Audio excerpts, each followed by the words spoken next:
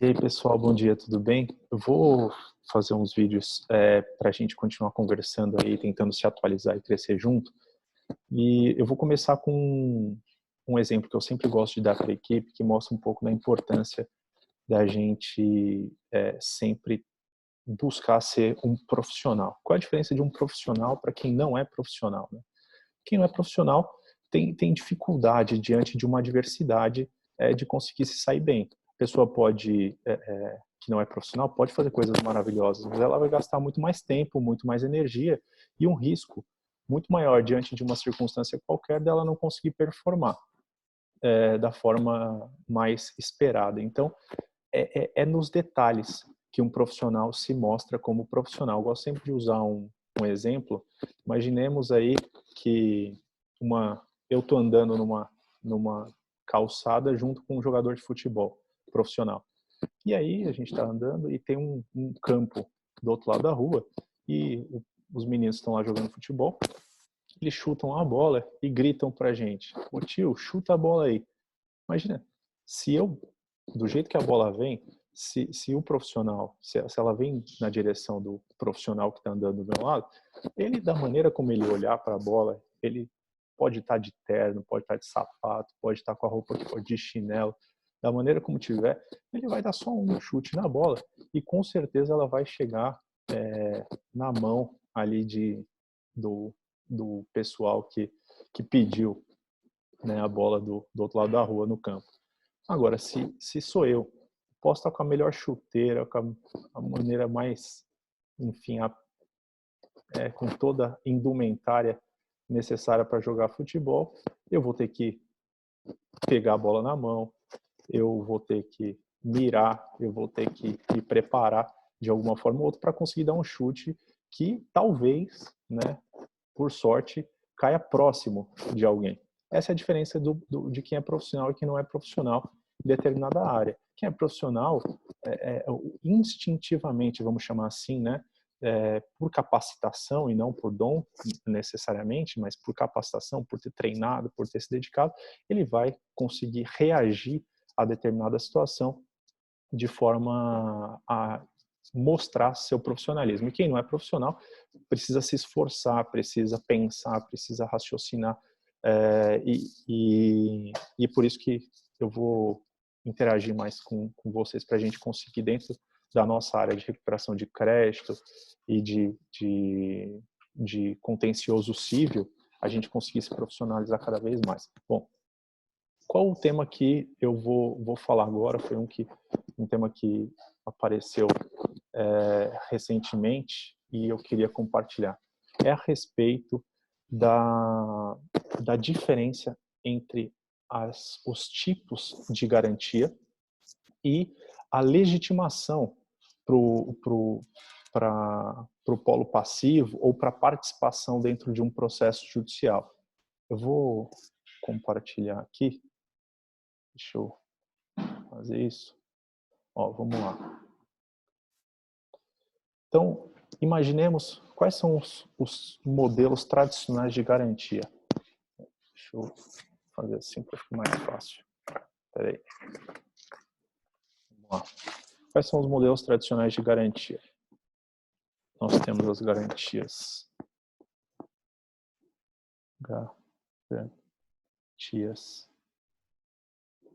fidejussórias e nós temos as garantias reais.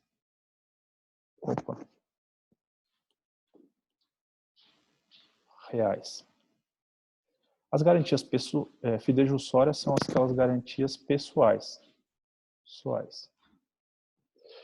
E no que, e aí vem um ponto super importante, que já serve aí de disclaimer para a nossa conversa, no que as garantias, especialmente pessoais, mas no que as garantias, elas, vou fazer isso dentro das garantias pessoais para ficar um pouco mais claro, no que as garantias pessoais diferem da corresponsabilização por solidariedade. Solidariedade. Esse disclaimer logo de início, ele é super importante, uma vez que o devedor solidário, em tese, não é um garantidor de modo direto. Ele é um corresponsável. Qual a diferença de garantia e de corresponsabilidade? A diferença é essa daqui, ó. Imaginemos que nós temos aqui uma pessoa, outra pessoa, aqui, e nós temos determinado bem. Determinado bem. Essa pessoa, vamos imaginar que essa pessoa aqui é a proprietária desse bem. Essa daqui é a compradora desse bem.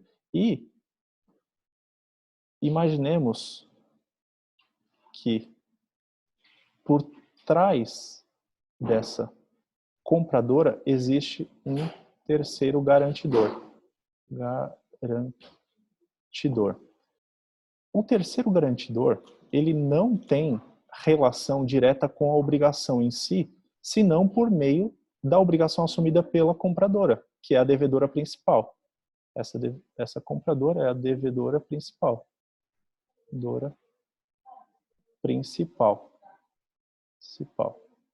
E quando essa devedora principal se vincula à obrigação de pagar à proprietária a aquisição dessa casa, essa proprietária diz o seguinte: eu só aceito fazer essa venda para você se se houver algum tipo de pessoa que garanta o pagamento na hipótese de você não honrar. E essa pessoa que está nessa posição de garantidora, a lei estabelece uma série de deveres e de direitos também. Então, ela, por exemplo, só pode ser demandada no caso de se ela não tiver renunciado ao benefício de ordem, depois de ser demandada a devedora principal. Ela só pode ser demandada até o limite da obrigação com a qual ela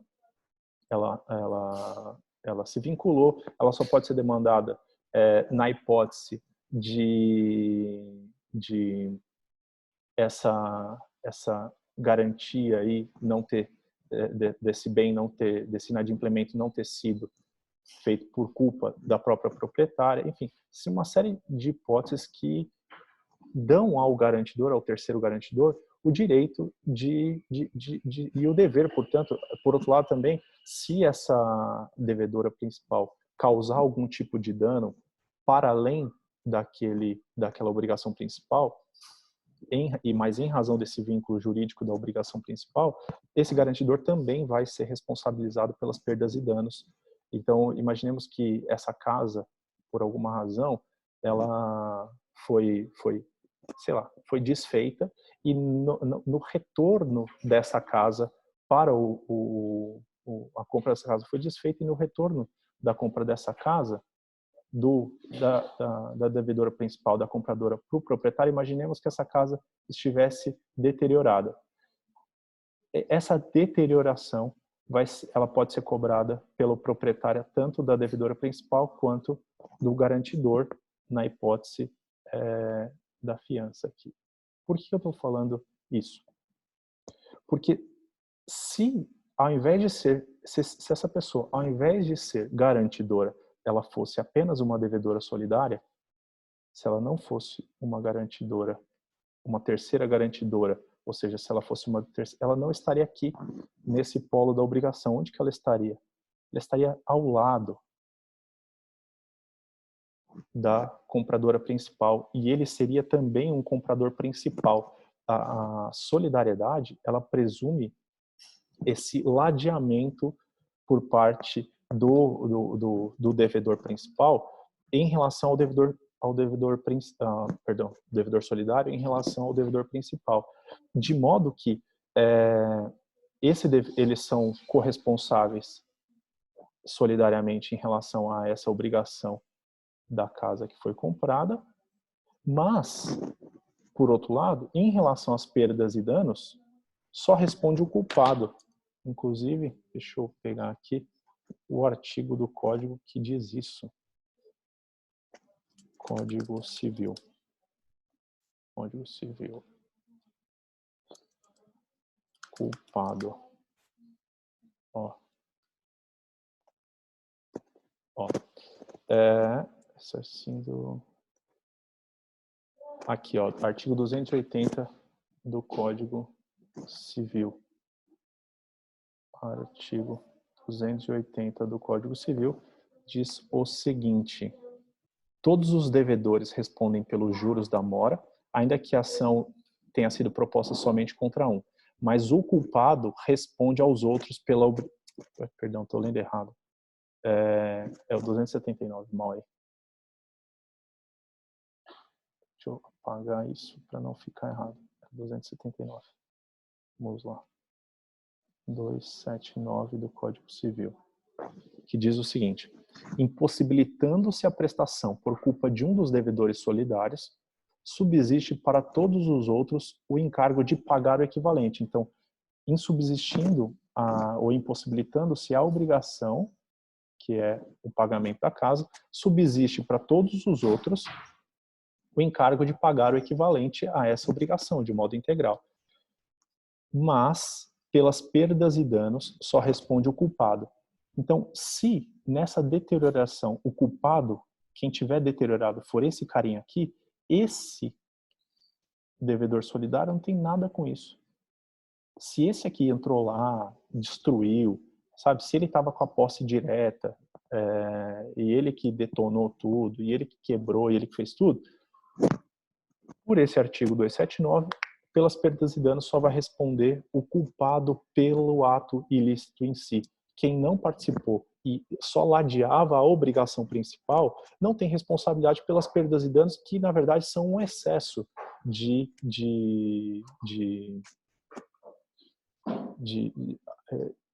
responsabilidade quanto ao que se tinha vinculado. O devedor principal, o devedor solidário tinha se vinculado. Então, imagina, eu me vinculei a pagar 10, junto com o João. Se o João não paga os 10, eu tenho que pagar eu não pago os 5 dele, eu tenho que pagar também. Se ele não paga 3, eu tenho que pagar, eu sempre vou ser responsável por pagar os 10, porque eu sou devedor solidário. No entanto, se o João faz algo que acaba gerando perdas e danos para o nosso outro contratante, é o João que vai ter que pagar esse problema, não tem nada a ver com isso. Se ele xingou a mãe do cara, se ele deteriorou o carro, se ele fez qualquer coisa no bem que talvez tenha prejudicado e causado danos para além desses 10 com o qual eu me obriguei, essas perdas e danos só responde o culpado. Então, essa fica aí essa observação da diferença entre um terceiro garantidor. Agora, o terceiro garantidor já responde pelas perdas e danos, porque eu estou garantindo, e aí eu vou usar um outro desenho para ficar mais claro. O terceiro garantidor, ó, vou pegar aqui, tenho duas pessoas sendo devedoras solidárias de uma obrigação. Elas respondem solidariamente por essa obrigação. Se houver qualquer coisa alheia a essa obrigação, como, por exemplo, perdas e danos, por algo que se tenha extrapolado a essa obrigação, algum ilícito tenha extrapolado essa obrigação, as perdas e danos, somente o culpado. Só o culpado. Por outro lado, se a minha relação não é de solidariedade, mas sim de terceiro garantidor, o terceiro garantidor, aí já sim, o terceiro garantidor não está do lado da obrigação. O terceiro garantidor, ele está atrás do devedor principal. Então, essa aqui é a relação entre obrigação e devedor principal, e o terceiro garantidor está garantindo a pessoa do em relação a esse vínculo jurídico, a pessoa do devedor principal. E se esse devedor principal, de alguma maneira, extrapola a esse dever jurídico e acaba causando danos para o outro contratante, para o credor dessa obrigação, esse terceiro garantidor acaba respondendo por tudo o que esse devedor principal fizer. Então, feito esse disclaimer inicial, para que a gente entenda a diferença de um terceiro garantidor e de um devedor solidário, vamos voltar aqui nas espécies de garantias. Nas garantias pessoais nós temos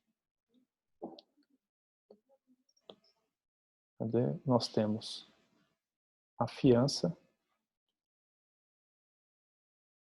o aval. Qual a diferença de fiança e aval? Fiança é uma garantia pessoal prestada a um contrato normal e o aval é uma garantia pessoal prestada a um título de crédito. Isso é importante. As garantias reais, basicamente, são aquelas que transmitem algum atributo da propriedade para o credor. Então, nós temos aqui a caução, nós temos aqui alienação fiduciária,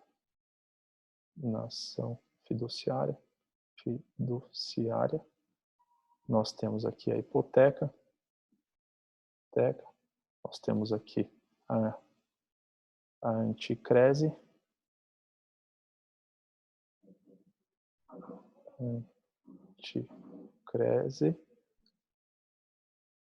enfim.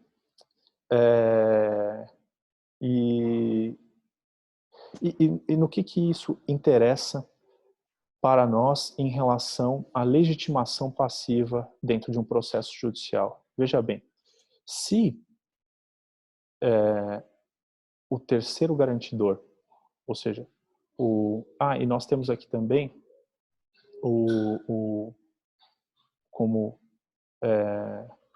isso que é importante. Imagina o seguinte, que um terceiro garantidor, ele presta uma modalidade de garantia que não é pessoal. A modalidade de garantia que ele presta é real.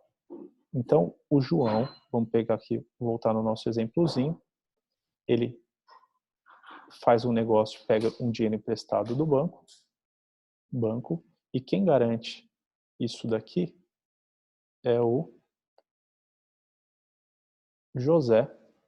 E o José não está garantindo com a pessoa dele, ele simplesmente escolheu um bem em específico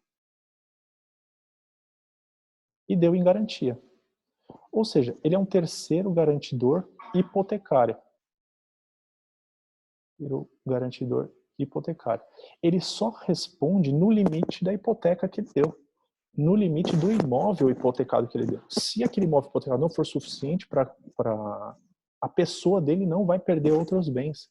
O limite da garantia que ele prestou foi o limite de uma garantia real. Se ele deu uma caução, por exemplo, a mesma coisa. Se ele deu um imóvel, um bem dado em alienação fiduciária, se ele cedeu crédito. Então, muito importante, pessoal, o terceiro garantidor, por garantia real, ele nunca pode participar do polo passivo de um processo na qualidade de devedor principal, porque ele não é devedor e nem garantidor. Ele não deve nada além de poder ser intimado dentro daquele processo, por isso ele é um terceiro juridicamente interessado, em relação ao bem que ele vai perder se aquele devedor principal não pagar. Então, o polo passivo de uma execução, sendo aqui bastante didático, vai funcionar da seguinte forma.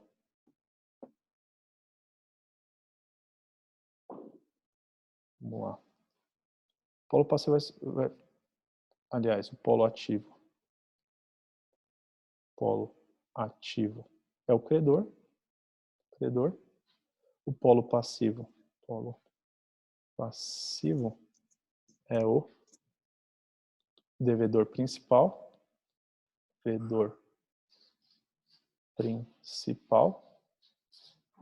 o devedor eventual, né? Eventual, devedor solidário,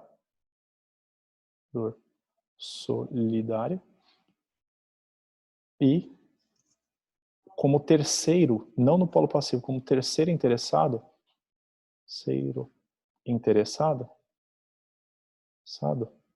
é o garantidor,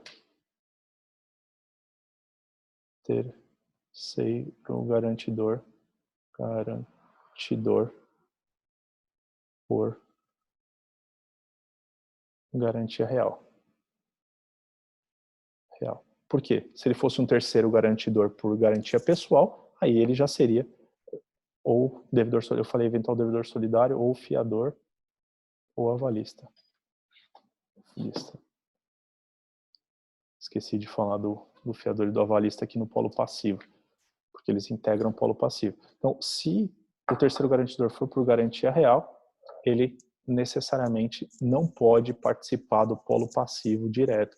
Se ele for intimado para pagamento, invariavelmente vai apresentar defesa e vai ser excluído do polo passivo do processo. Agora, se ele for intimado como terceiro interessado, que é o vínculo jurídico ao qual ele legitimamente se vinculou, ele não tem o que alegar, porque ele só está sendo intimado para eventualmente participar do processo de execução daquela garantia, respeitando o comando constitucional de que ninguém será privado dos seus bens ou da sua liberdade sem ter feito parte do devido processo legal. Então é por comando constitucional que ele precisa fazer parte dessa lide, não na qualidade de devedor, não pode estar no polo passivo, ele então precisa colocar lá, tópicozinho, do terceiro interessado, da necessidade de intimação, não é nem citação para pagamento, da intimação do terceiro interessado da existência desse processo.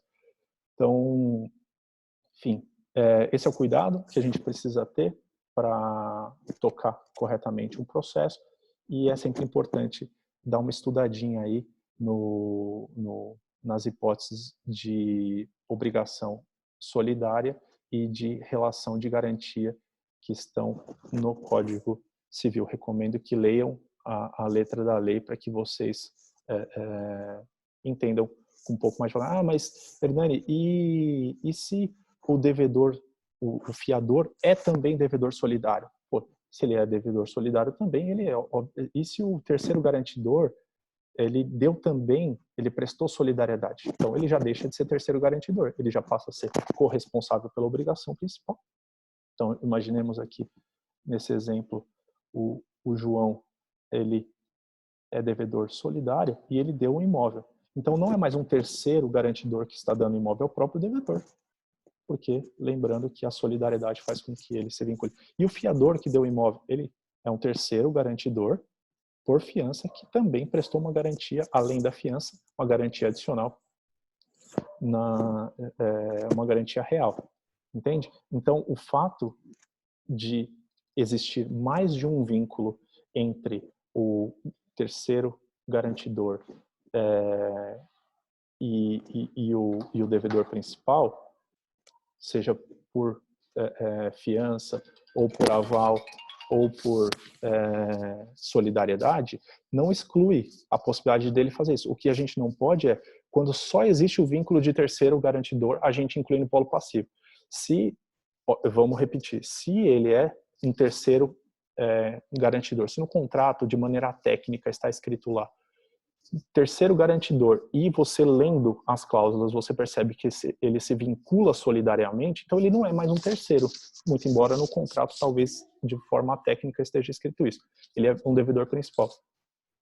E se estiver escrito que esse terceiro garantidor também está oferecendo um imóvel, ou um bem, ou uma cessão fiduciária de recebíveis, ou qualquer outra hipótese de garantia, ele também deixa de ser um terceiro, porque ele é um devedor solidário que está também, além da solidariedade com a qual ele se presta a garantir aquele contrato, ele também está oferecendo determinado bem. Agora, o ponto de atenção é quando ele não tem esse vínculo de solidariedade, não tem vínculo de fiança, não tem vínculo de aval, ele só tem vínculo de prestação de garantia real de determinado bem para aquela obrigação principal, ele não pode ser incluído no polo passivo do processo, mas apenas ser incluído como terceiro interessado para conhecimento daquela lide.